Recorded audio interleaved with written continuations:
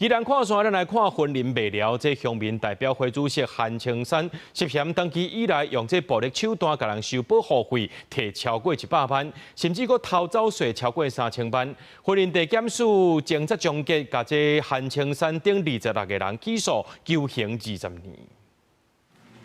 2014年7月，檢警偵辦未了鄉代表會主席韓青山強取保護費的案件，在桃園機場帶回準備要出國的韓青山，迄陣檢方向法院申請羈押，法官裁定20萬交保。不過3月落來，檢方查出韓青山佫牽涉真濟案件，包括恐嚇、漏稅3000多萬等等。檢察官審酌被告韓姓主席身為民意代表，不實以身作則守護地方、監督環境，竟組成暴力集團，橫行鄉里，更看準廢土業者不敢報案之心態，公然強索保護費，視法治於無物，嚴重破壞社會秩序及法治精神，建請就被告韓姓主席從重量處有期徒刑20年。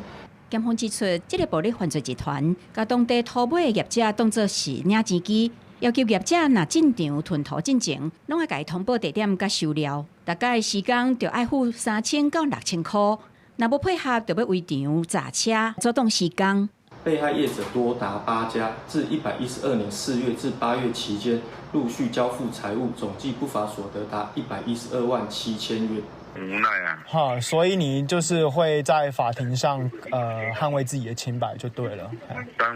然，因為有做跟沒做，